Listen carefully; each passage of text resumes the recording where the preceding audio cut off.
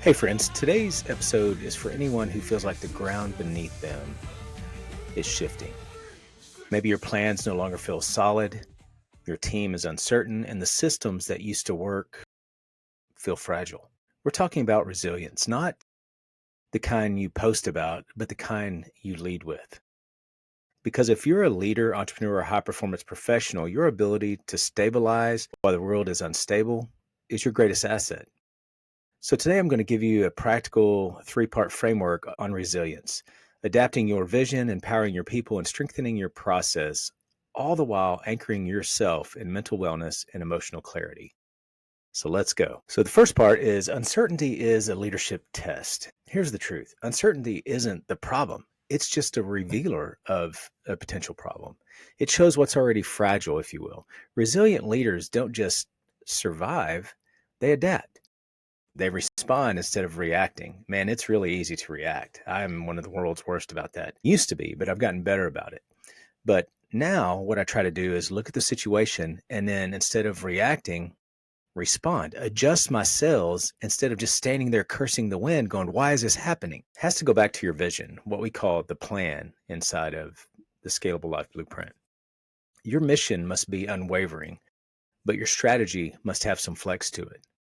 Because we don't change the goal, but sometimes we have to change the steps in order to get there.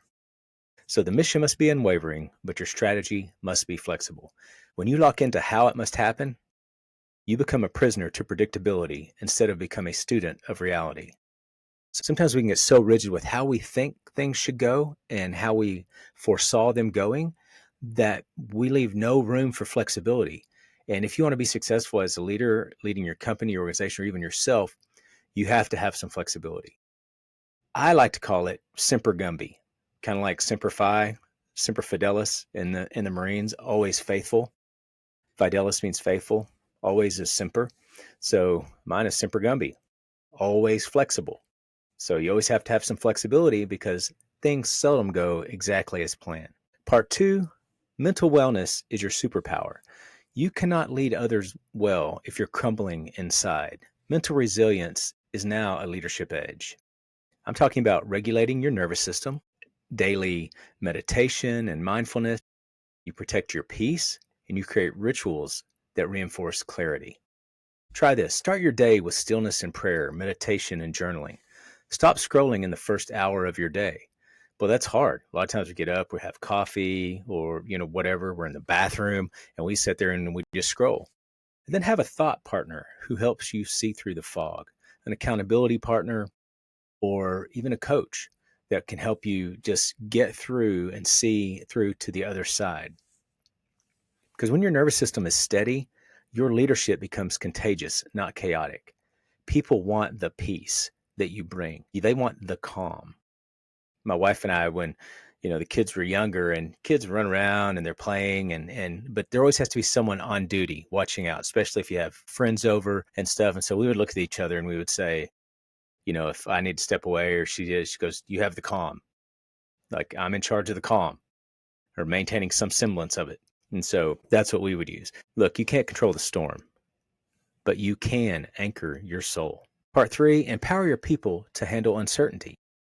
Let's talk about your people. In uncertain times, your team doesn't need guarantees. They need presence. They need clarity on mission and permission to lead. People have to know that they can count on you and that they can call on you, not to circumvent the chain of command that you set up, because that becomes defeating and demoralizing to other leaders. But you want people to have clarity on the mission and then permission to lead. So how do you build resilient people? You give them ownership, not micromanagement. You don't want to, give them something to do and then have to micromanage or tell them every little thing, every little step. Ideally, you want leaders that can get the big picture with the result that you want and then turn them loose and let them do it. Pulse check. You got to pulse check weekly, emotionally, and operationally. Where are you? How are you? Where are we in this process? And just so that you know where people are, celebrate adaptability over perfection. We want progress, not perfection.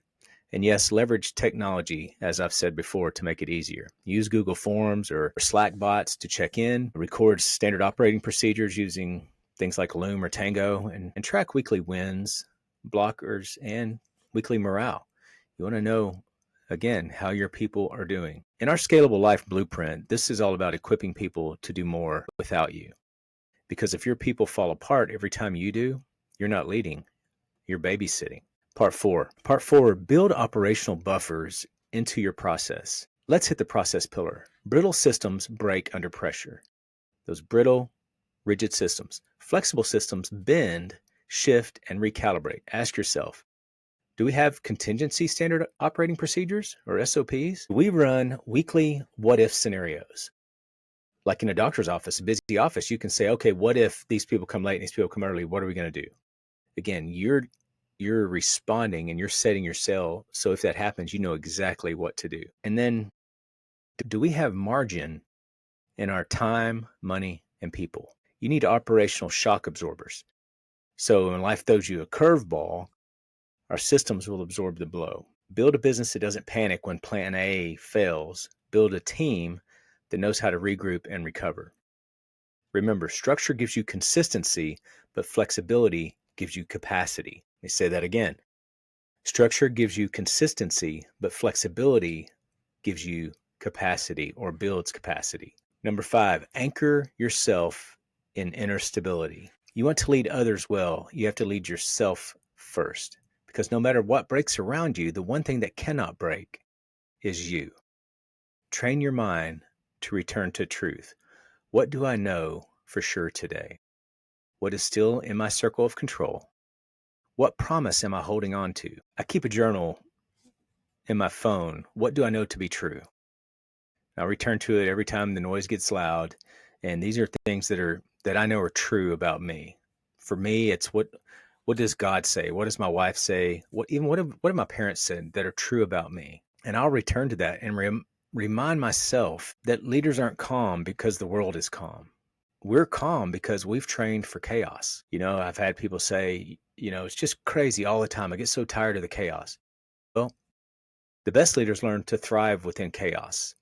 And it's like, I don't know if you guys have seen that commercial where the ship captain is just walking slowly as the ship's being blown apart behind him. I love that because that's exactly what leadership is like sometimes. You're remaining calm, you are giving orders, you are operating as though things are continuing as planned, and that's the way you want your people as well. Not freaking out, but maintaining the mental capacity to move forward.